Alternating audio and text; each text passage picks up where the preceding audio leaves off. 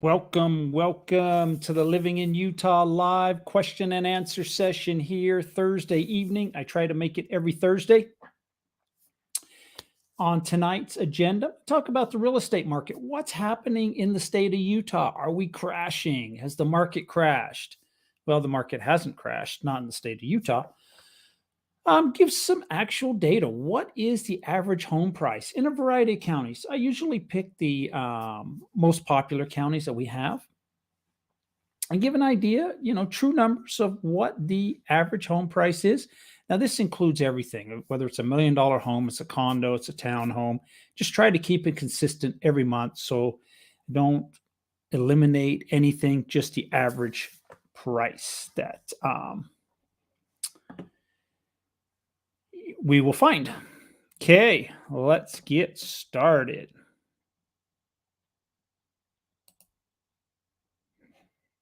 All right, let's start the northern part of the state, Cache County.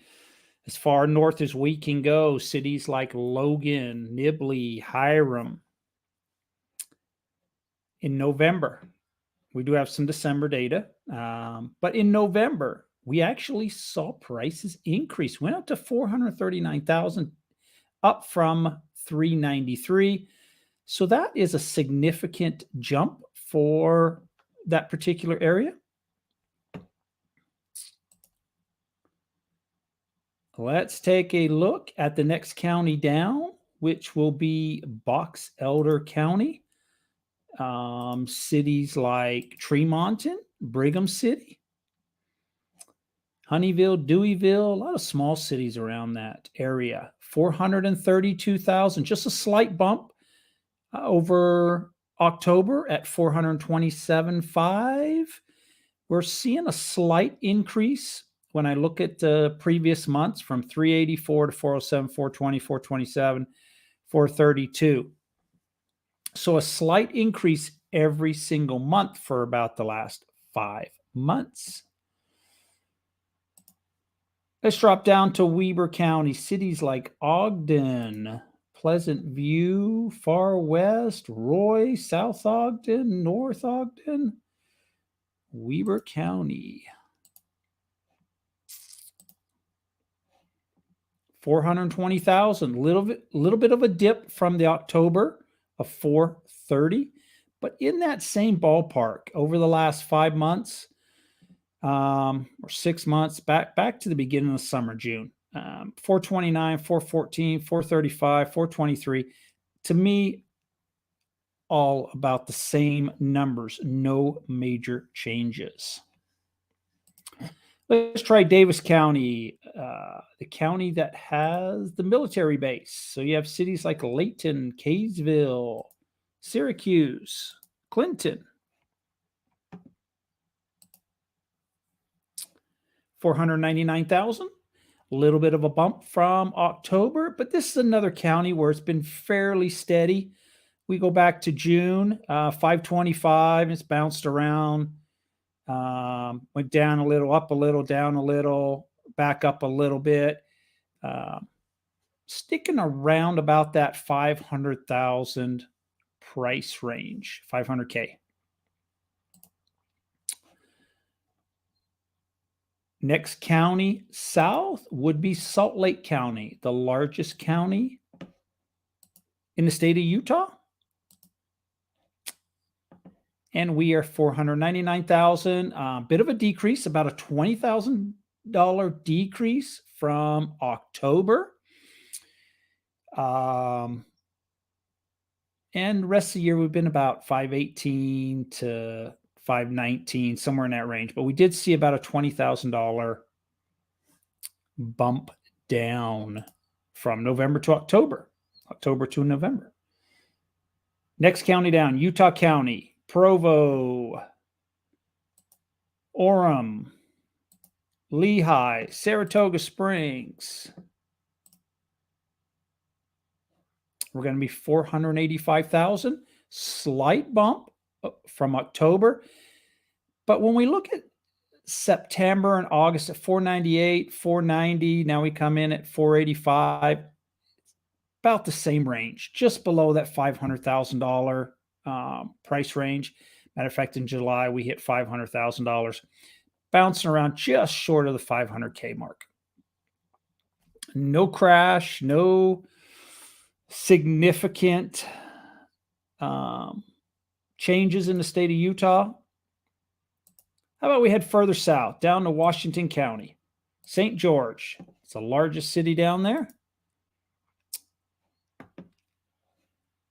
$542,000, which is an increase over October. But this county has really been up and down. We were 523, then we dropped almost $25,000 and bumped up slightly. Then we jumped back up to 572 in September. We came down. Now in November, it's back up. It's definitely a county that seems to be up and down as far as the price goes. As far as transaction count goes, it's all about the same: 143, 149, 148, 150. November was 118. We usually see a decrease in November, and especially in December. Like right now in December is only 50 homes sold, and we are halfway through the month, so we'll probably maybe only finish below 100, since I would imagine, there's not going to be as many people looking to close on deals around the Christmas time period and New Year's period. So that's the state of Utah. Not much has changed. No market crashes or anything like that. So the head of the Federal Reserve, Mr. Powell, came out with an announcement yesterday. He holds a variety of speeches, talks. A lot of people listen. I listen in. And he announced no further, they're not anticipating any further interest rate increases. So they put the brakes on it. A lot of the numbers that are coming out are favorable to the fact that maybe they can put the brakes on raising interest rates, which is great news. Great news, I think, for everybody. It's, we've been on a steady climb. What happens in 2024 is really a crystal ball. I personally think that they increased the rates maybe a little too much. And they seem to do that, like when they brought the rates down. Now, they seem to go in an extreme one way or the other.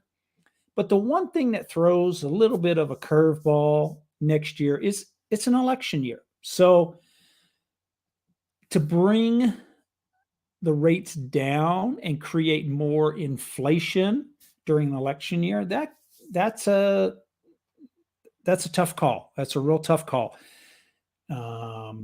People go to the polling stations, and if they see gas prices at $4, $5, and milk's gone up and bread's gone up, everything's gone up, that can be a tall order. So I don't know what's going to happen. So, because I feel that they increased a little too much, and maybe we could back off a little bit. But who knows? Who knows where it's going to go? I'll keep you informed where things will go. But possibly, I think on interest rates, it's probably going to be stagnant, maybe fluctuate up a little, down, maybe not any drastic increases unless we have some severe changes in anything to go around the world. I mean, news events around the world. And that brings a good point, because, we're talking about the high inflation, and it's just a really weird time, because yesterday the Dow set a record. I mean, it's way up there. So did the NASDAQ market. NASDAQ market, I think, went as high as about 16,664, I think. And when I looked at the data, it was almost exactly 2 years ago when it hit that mark. So, it went down, and now it's been going up, and now we're hitting that mark again. The Dow's probably very similar. I didn't look at the data on the Dow or the US 30, but we're a little bit of a recession. But on the flip side, we're seeing great numbers out of the stock market right now. So towards the end of the year. Cache Valley is on the radar. Yes, I was actually in Cache Valley last weekend. So working with some people up there. Great area. I call it the hidden gem in Utah. It is being discovered more and more. Definitely a growing area. And by the activity that is happening in that area, I think that major corporations feel that area is going to boom even more. And what I mean by that is they just built a new Costco, and Costco does a lot of research before they build a store wherever. In-N-Out Burger, another chain that doesn't really open a lot of locations. There are a variety of states around the country that would love to have an In-N-Out Burger, but they strategically place those locations. And Logan, they chose Logan, Utah. They just opened one in the Boise area, Meridian, I believe, just yesterday or the day before. The line was 7 to 8 hours deep. But what I mean by that is, I think it's going to grow up there, but not just me. Major corporations that spend a lot of money on research, and especially somebody like Costco, they expect X amount of growth, X amount of store sales, et cetera, et cetera. I mean, they probably have some really deep numbers that they try to meet, and they must have felt that Logan, Utah would be an area to put a store, and it's now open. So, but not only them, right across the street from the Costco is a brand new FedEx facility, large facility. So FedEx is dumping a bundle of money in that area. It's like coffee shops and a variety of fast food places have opened up. The growth up there has been, I see the growth in that area, especially on the south end of the valley, areas like Nibley and Hiram. You're seeing quite a bit of expansion. To the north end of town, or the north end of town also, you are seeing some expansion. But mostly when I talk about,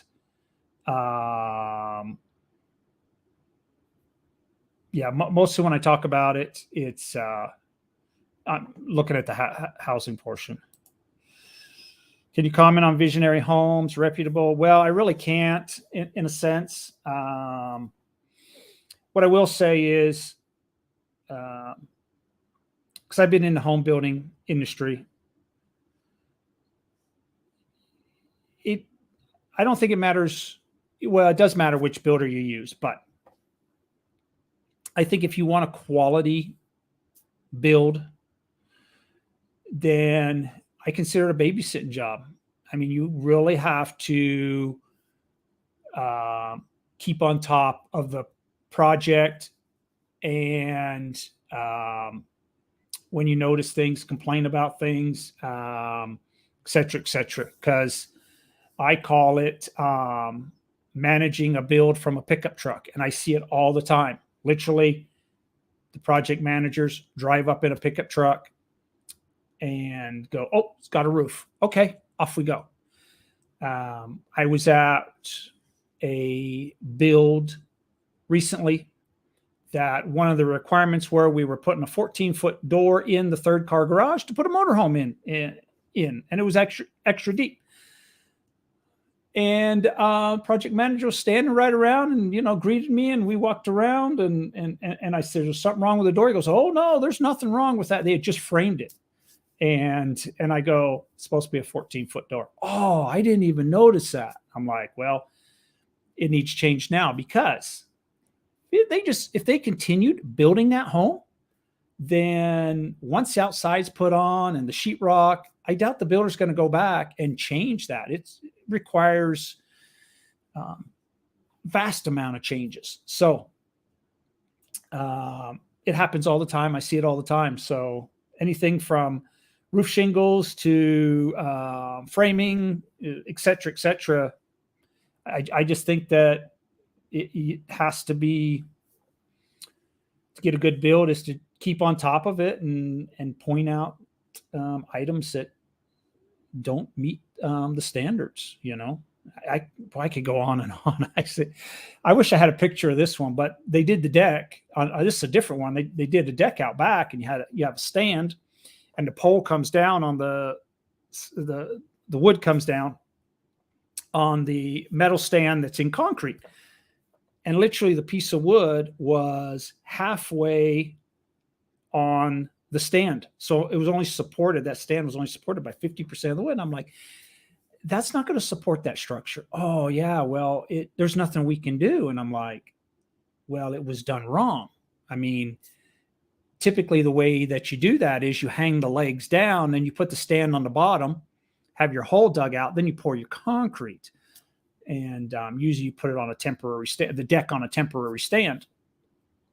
And that way everything lines up. But they poured the concrete with the stand and then framed it out. And when it didn't line up, just left it like that, which over time is going to give problems. It's probably not going to support that weight when it's only supporting it by 50%. Now, I'm not an engineer. Maybe it'll hold up.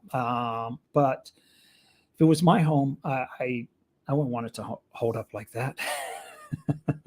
So things like that, you shake your head. But most people, if they're not there at the home, wouldn't notice it, because eventually dirt gets filled in around there and they stucco those poles and it covers it right up. So, but later down the road, if it falls, the deck comes crashing down, then that might be why.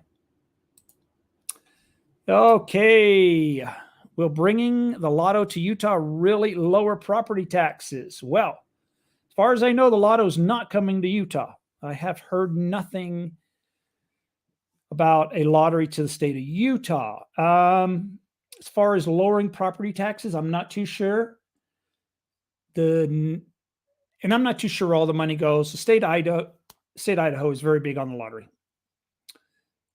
And what I hear from the state of Utah is there's a vast amount of money that goes to the school districts. So as far as property taxes, I'm not too sure in the state of Idaho if money goes towards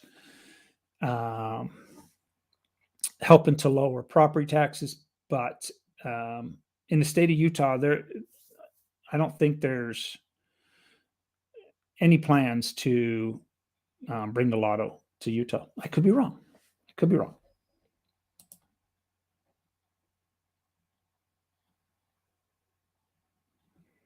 Smithfield, a flood zone. I'm not 100% certain. It is, there's quite a few areas that have a high water table. So in and around, it's real spotty. I've seen a variety of areas where there is some high water table areas throughout the whole Cache Valley. How did Logan do during last year's winter? Well, the winters in Logan, in general, you will typically receive more snow than what I call along the Wasatch Front. That would be Ogden to Provo. Little higher elevation in Logan, so that accounts for a lot of it. But typically they will receive more snow than what I call along the Wasatch Front, where I live. When I was up there last winter, there was a significant amount of snow, no doubt. Yes. So at my house, if I had maybe, I don't know, maybe had 6, we received a lot of snow, but a lot of it melted. I would say the average home up there probably had double what I had, at least. So I think they are working to bring the lotto to the voters. Oh, okay. I haven't heard of anything. That would definitely be news. It's When the jackpot gets really high and you drive to, right now, the only place is Wyoming. You can go to Wyoming and buy tickets, or you can go to Idaho. The lines at the gas stations across the border are very, very long. Very, very long. So I guess that's one advantage of living in Cache County. If you do play the lotto, you're right there. You're not far away from purchasing lottery tickets. You're right next to the border. So they actually built a gas station. Used to have to go a lot further, but they built I think it's a Maverick gas station right on the Idaho-Utah border.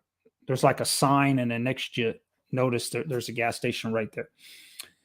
You used to have to go all the way up into Preston to buy lottery tickets, which is, I don't know, maybe 10 miles further north. Okay, any more questions this evening before I call tonight? Appreciate all the questions. Hope everybody has a great weekend. Take care.